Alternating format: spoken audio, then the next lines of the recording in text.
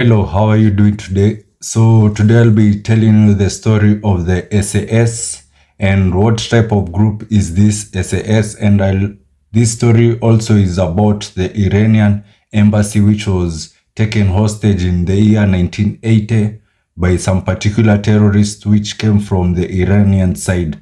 So, this Iranian embassy was for the United Kingdom. So these people for the Iranian side had come to negotiate and also look for a passage where there are some other freedom fighters which were among the members who had taken this particular embassy into hostage, who used to reside in the country of Iran. So that president of Iran had some particular type of power which he was unjust, and also he was a ruthless leader. So these people had come try to negotiate because that particular leader of the Iran country had taken hostage and also had had prisoned 96 members of a particular rising force which had tried to overthrow him and also had tried to take him down. So they had imprisoned 96 members. So these people were trying to come and take hostage of the people who were in the Iran embassy. And after taking them hostage, they were trying to negotiate so that if these people could be released, the other people who were in the Iranian country, also prisoners could be released. Now the problem with them, the problem is these two countries are very different countries. There are two types of different countries. And if they did something like taking hostages in their own country and taking members of the Iran people, they will have a easy way into negotiating. But taking other hostages of a different country, which is completely not related to your country, then the people who are in that particular country of Iran, they won't have any mercy for citizens who are not theirs. So the negotiation was very hard for them. And the worst thing for them, they were dealing with people called the SAS. SAS is a special air service, which is a particular type of group in the army, which is in the United Kingdom. And this army is the top notch of all armies in this world because the SAS, they say the training success rate of SAS is around 80% to 90%. The training success rate, because they go for a particular course for 6 months, and this course for 6 months, it is very hard. It is the hardest type of course in that, but any particular type of army. When you go to other armies, the success rate now starts to become more favorable for people. Like the Navy SEALs, which also is hard. The success rate maybe can vary from 60 to 70%. And other particular armies in the world which have their special unit forces, their success rate maybe is 50%. Half of the people who went into training, only half of them will come into succeed and also go to the next level to be crowned as one of the special team forces. So SAS is compared to the Navy SEALs, which is in the United States, and Navy SEALs and the SAS are also close to the same range because in the United States, Navy SEALs is the top notch. In the United Kingdom, SAS is the top notch. And also Navy SEALs, also there's another group which is called the Delta Force. This group is also strong like the Navy SEALs, and it also carries a lot of weight. They're on the same level. Navy SEALs, Delta Force, and SAS. You can compare them, but SAS is top notch because its training is more harder, and also the success rate is also hard. So these people, it was just a normal day in the country of UK. People were going on to their business like normal, but there was another group. There were two types of groups: the bad group, and also the good group. The good group were also going normal as any other person would go. No one would have suspected anything to happen in that particular embassy. In that embassy, there were UK citizens, and also there were people who were coming to apply for passports in that particular embassy. So everybody went to work as normal. And on the other side, as everybody had went to work, the other side, the people, it was in the year 1980, the other people who were the terrorists were a group of 6 people stormed inside the Ukrainian embassy and started taking people into hostage. After taking people into hostage, they announced that they have taken people into hostage. And the first broadcasting which happened was between them and a journalist for BBC. It is when what the demands of that particular person is taking people hostage in that particular embassy. It is when the demands were heard, and this is when he told people that he wants the people who had been arrested in Iran to be freed so that he could be able to release these hostages. The hostages were, I don't know, they were around 80, around there 80. There were many hostages who had been taken into siege. So it was there were a lot of commotion because these people had to gather up people and also put them together so that they could have easy control over them. So there was a particular boss of that particular mission, control of the police, before any other person handles it or the situation escalates. The police should always be the first person to handle that case and also negotiate.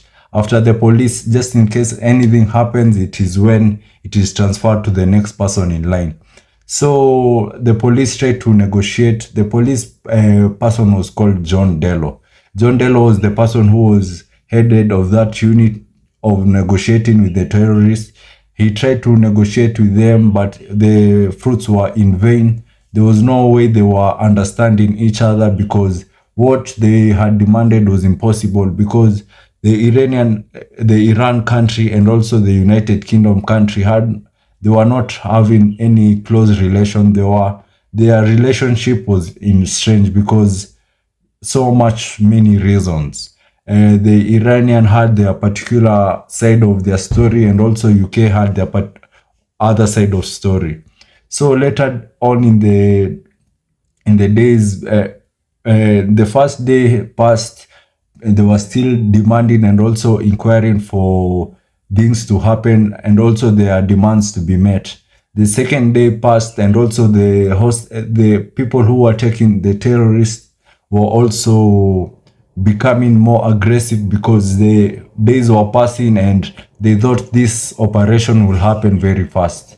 So the third day also passed, and remember, these people are not eating anything because there's no food inside. Getting access inside or getting there's no food which they are having or they are taking. So on the fourth day is when they inquired for food and they were given food to eat. And when they were eating, at that time they took pictures of them eating with hostages. They didn't know that this picture will be found, or for them, they knew that they will go to their country and also see these pictures as they had taken them, and also it will be a souvenir for them for what they had done. So they did not met the fate had a different option for them and had a different road for them. So in that day, on the fourth day, when they were exchanging boxes of food, and also they had also inquired cigarettes, when they were doing those exchanges, they had done some fingerprints on the boxes which they were handling. And those boxes were to fingerprint and also see the type of people who were inside that building, and see the people who are taking the hostage, and see what is their intention and what is their background, to see if they have any military training and what they are capable of. So they did a research and saw that there were Iranian people, and also they saw that they had also been taking pictures prior the day they had done the attack. They were also taking pictures, and them taking pictures, they were also having fun. They were also sleeping with girls and also they were just having their time. No one will know that they were planning to execute this particular mission there that day. So they did some background trace, and they were able to find it when they looked at a database of people who are recently applying for a visa and also a passport. And the database which they found it was in Bangladesh. They didn't find it in Iranian embassy or Iranian system. They found it in Bangladesh embassy and also database. So when they were finding out that, they were able to see that there was a 7 month inside this particular mission. And this 7 month was the person who had arranged all of this, and he had trained these people to this particular siege, and also given them weapons, given them money, and also had arranged all of this, and also told them that within 24 hours they will be packing back home, and they will be able to go as heroes for their own country.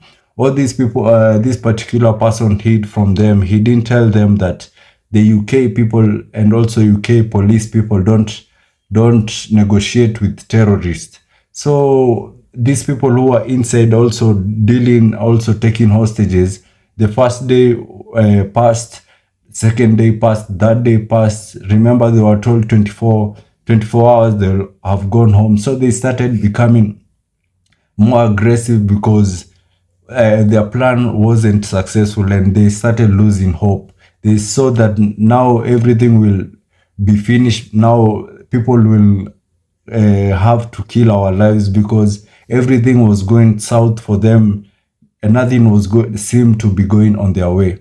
So on the fifth day and also on the sixth day, this hostage and siege took for 6 days. So on the sixth day is when these people started becoming more aggressive, and they told that commissioner of the police, which was John Dello, that they will shoot one of the members inside, that they will shoot the hostages. So they were able to shoot two hostages. After shooting two hostages, they threw the hostages outside the embassy's door. So I remember that time journalists are able to cover up what was happening, and this particular body people are able to see, because journalists the cameras are on and everything is on. So they took the body, people seeing that they're carrying the body, and they took the body to a particular place. So the mistake which they did is killing that person. After killing that person, now the case was transferred to the terrorist group, and now being transferred to the terrorist group, they couldn't do any more negotiations with them. Now this was transferred now to the baddest people on the planet, which were the SAS. And the SAS are called silent professionals. They do their work professionally, and which they have no silent. They just go inside that particular place and do what they have to do within the shortest period possible, having a success rate of 97% success rate. So the SAS are, one of their slogan is, "Who dares wins." The person who dares wins. So that particular motion and also particular mission was pushed to the SAS.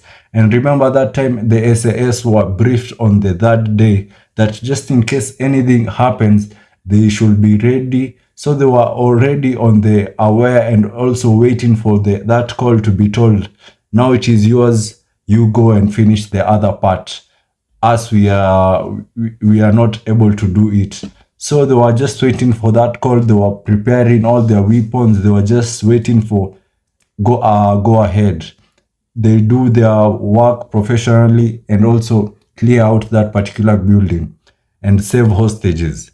So when the SAS were briefed on that particular matter, they were able to come in that place, and what they did, their plan was to come from the top and clear floors from up to down, up to down, up, then down, up, down, so that they can be sending hostages to in that particular doorway, and also clear the upside up part, go down, clear it, and also so that the hostages can come out of the building safely. So what they did, some there were 8 members of the SAS. Some of them entered on the first floor, and the other members entered from the first floor. After entering from the first floor, the first members were able to. There was a particular wall which that place, the walls and also the windows had been barricaded, so no one could enter. So what they decided to do was to bomb that particular wall so that they can have an entrance where they could be able to enter inside that building. So they were able to bomb, and that's how they got a leeway to enter. So the first group entered and also engaged also the terrorists, and they were able to kill, I don't know, it was one, they were able to kill one person. Then the other group, which was coming out from the top rooftop, also started climbing down also to a particular place where they will be able to enter on a window. So they, when they were entering on the window, there's something that they did, the window caught fire.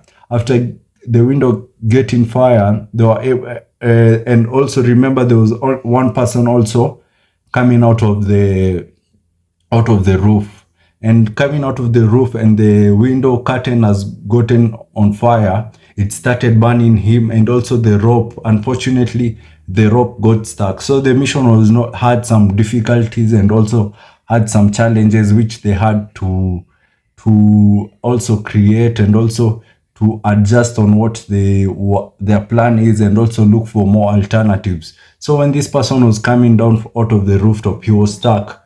So these people had to cut down the rope. Cutting down the rope, this person landed safely. And remember, the curtain window was catching on fire. So there was a person who was called Sergeant Palmer, whose face mask was able to catch on fire. So his face mask catching on fire. Remember that time they were using some grenades, which it was a form of tear gas, which when you throw the grenade on inside there, it puts all the people in tears, and putting all the people in tears, they were able to engage the enemy easily, because the enemy will be focused on trying to breathe and also try to assess himself and also recollect himself, try to engage now the SAS. By the meantime, the enemy is trying to do all of these things. The SAS will have found him and also killed him. So this face mask of one of the SAS person, the Sergeant Palmer, started catching fire. So what he decided to do was to remove the face mask. Although the smoke was there many, he decided just to go without a face mask. The other people were on face mask. So when he was entering inside that room, he saw one of the terrorists holding it was a jerry can, and that jerry can had contained some oil, and this oil was to burn that particular embassy.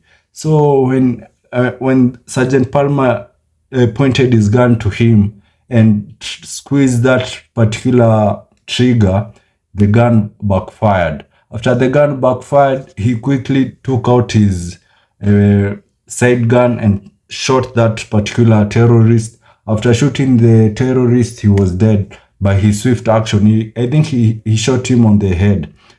When he shot him, that they now advanced to go and search for more hostages and more terrorists. There were 2 more hostages in a particular room. Remember, there were 6 hostages in that particular place.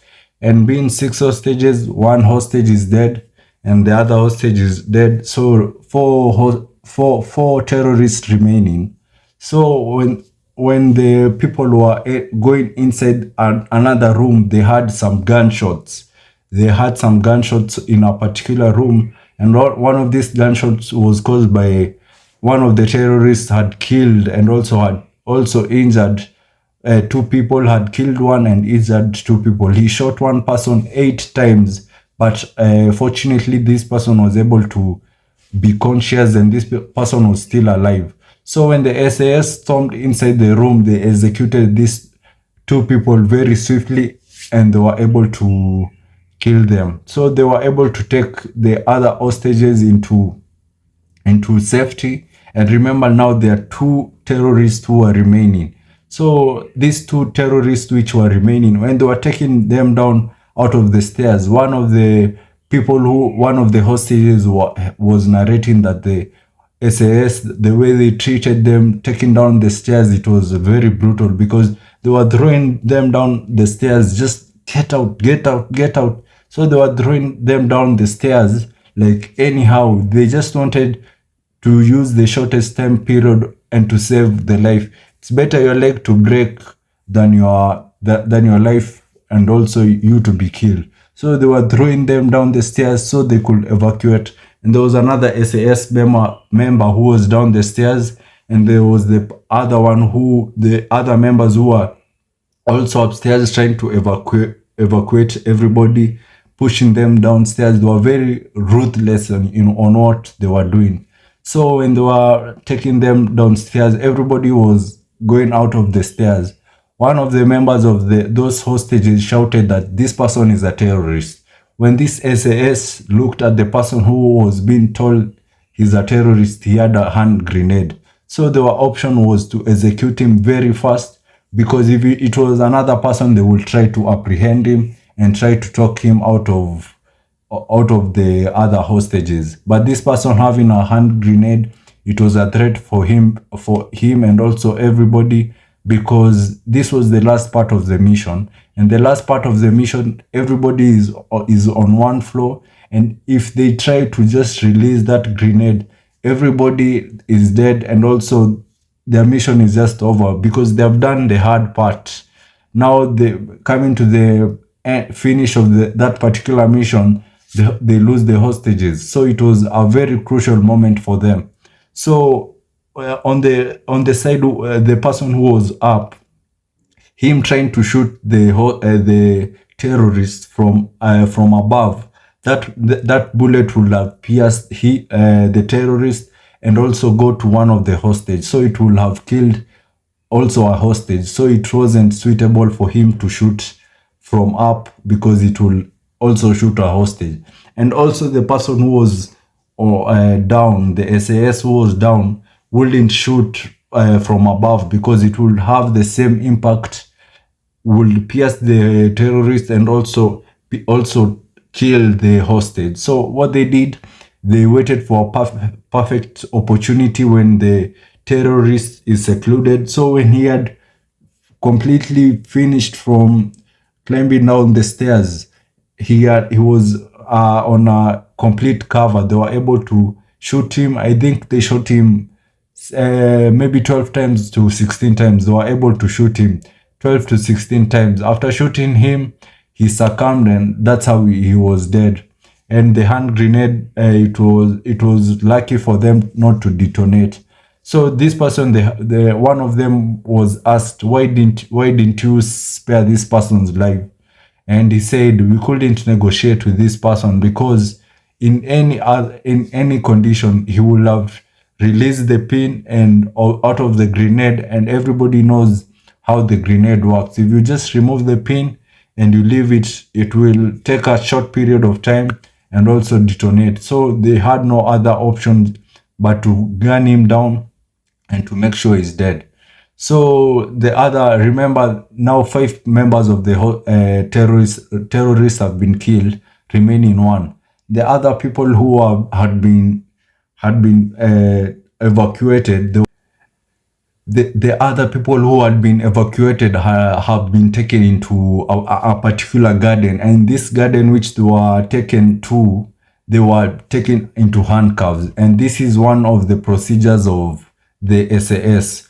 No matter what mission there is, every hostage has to be taken into handcuffs to prevent them from running, and also to put them also in one place which they will be able to control them. So they put them into handcuffs and made them lie down. And when they were lying down and everybody was on handcuff, one of the hostages shouted that this is the terrorist. After shouting this is the terrorist, the SAS asked him, are you sure this is a terrorist? He said yes. The other members were asked, do you recognize this man? They said this was the terrorist. So they were able to apprehend one terrorist, and after catching him, they were able to take him to jail. And also he was the court decided on what type of years he will be able to serve in jail. They decided it will be around 20 years. And that's how they were able to save the Ukrainian embassy and also hostages which were taken also by those terrorists which were coming from the Iranian from Iran. So that's the story of the Iran embassy, and I hope you liked this video. And if you liked it, please subscribe and watch out for the next video. And also, one of that terrorist who was taken to court and who also was jailed, after he served for only 7 years. After serving, he was able to be released. And when he was released by because of he had some good recommendation, he was on good behavior, so he was able to be released within 7 years. And that's the story of the Iranian embassy. So this is the end of the video, and I hope you do me one favor, just come back for the next video which I'll be releasing. And if you liked this video, please give it a thumbs up, and also please subscribe. Till we meet next time. Thank you.